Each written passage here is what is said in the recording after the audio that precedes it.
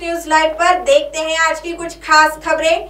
अमरावती में रतन इंडिया के गेट पर कामगारों का हल्ला बोल। अमरावती जिले के नांदगांव पेट के पास सितारा MIDC स्थित रतन इंडिया के प्रवेश द्वार पर कामगारों द्वारा हल्ला बोल किया गया। दरअसल यहां मराठी भाषी वर्कर्स के वेतन का मुद्दा उठाया गया था।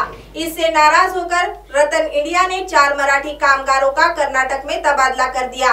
इस कामगारों का तबादला रोकने के लिए जिला परिषद सदस्य भारती गेडाम चारों पीड़ित कामगारों के परिवारों के साथ आज से हड़ताल पर बैठी है।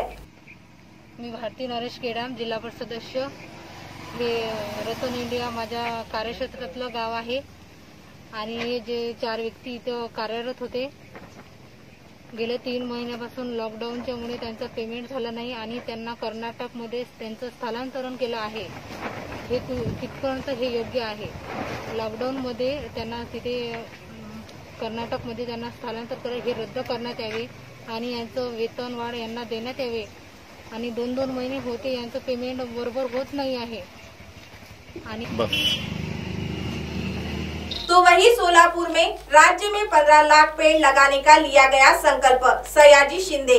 कोरोना संक्रमण की वजह से हर साल होने वाली पंढरपुर की आषाढ़ी एकादशी की यात्रा पर रोक लगा दी गई है, मगर फिर भी इस साल आषाढ़ी एकादशी के दिन पंढरपुर यात्रा की याद में सुबह 11 बजे अपने अपने घरों के सामने पेड़ लगाकर विठ्ठल भगवान के दर्शन का लाभ लेने का आह्वान प्रसिद्ध कलाकार सयाजी शिंदे ने किया है। उन्होंने कहा कि विठ्ठल भगवान के दर्शन इस साल नहीं हो सकेंगे। इससे दुखी होने के बजाय हमें ऊर्जा प्रदान करने वाले पेड़ों का रोपण करें। उन्हीं पेड़ों में भगवान के दर्शन कर उनकी पूजा करें।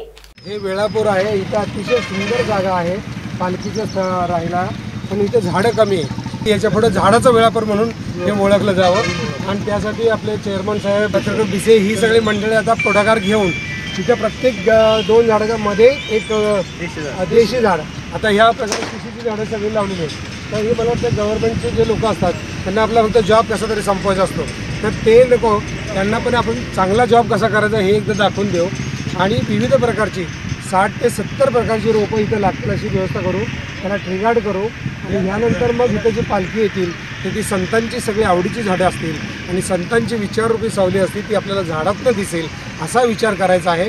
म्हणून आजचा हा घाट आपण इथे घातलेला आहे।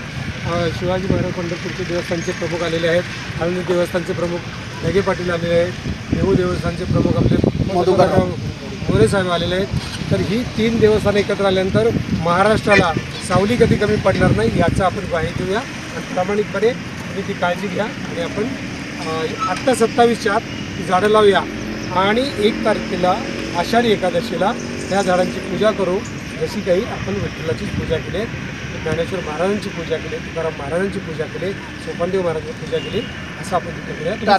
टार्गेट हे आहे आपलं। किती टार्गेट आहे आषाढी एकादशीचा? सगळे पालखीचं म्हणजे महाराष्ट्रातले नाही फक्त तुकाराम महाराजांनी आणि माऊली बरं 33 पालखीचं माऊलीच्या प्लस ज्या गावामधनं दिंडी येते, ज्या जिल्ह्यामधनं येते, महाराष्ट्रातल्या तमाम वारकऱ्यांनी त्या दिवशी कमीत कमी 1-1 झाड तरी लावावं असं आव्हान देवस्थानच्या वतीने आणि सगळ्या संस्थे देवराई असू द्यात, सह्याद्री देवराई, ज्ञानेश्वर महाराज संस्थान कमिटी, देहू देवस्थान, पंढरपूर देवस्थान या सगळ्यांच्या माध्यमातून प्रत्येक वारकऱ्याला आमची विनंती आहे की एकादशीच्या दिवशी तुम्हाला पायी सोहळ्याला जरी येता नाही आलं तरी पण तुमच्याच घरासमोर, तुमच्याच घराच्या अंगणामध्ये 1 वृक्ष लावा आणि पांडुरंग म्हणून त्याची पूजा करा।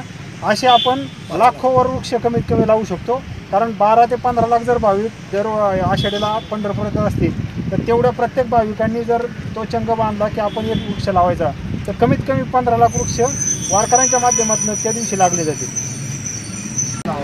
काय नाही काय खालती ते 7 झाड हो आतमध्ये नाही घ्यायचं, ती बॉर्डर आहे ना पलीकडून सरी आहे, त्याच्या पलीकडं मोठा हे कॅनॉल पलीकडा हा जो झाडाचा रो आहे 3-4 फूट अंतर हो मध्ये अंतर आहे।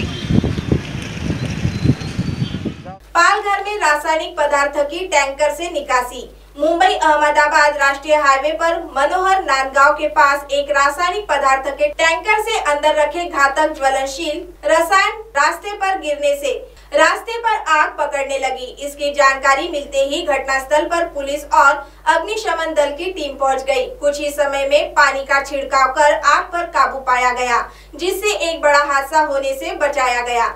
अब आप हमारे चैनल को ऐप पर भी देख सकते हैं। प्ले स्टोर में जाकर MNS हिंदी लिखिए और ऐप डाउनलोड करें। साथ ही साथ आप हमारे फेसबुक पेज को भी लाइक कर सकते हैं और उन पर भी खबरें देख सकते हैं। लिंक ट्विटर, हाइक और इंस्टाग्राम पर भी आप हमारी खबरें देख सकते हैं। आप हमारे चैनल को YouTube पर भी देख सकते हैं और इसे YouTube पर सब्सक्राइब करना बिल्कुल भी ना भूलें। फिलहाल वक्त चला एक ब्रेक का। ब्रेक से लौटने के बाद देश और दुनिया की तमाम बड़ी खबरें देखने के लिए बने रहे MNS न्यूज लाइव के साथ। नमस्कार।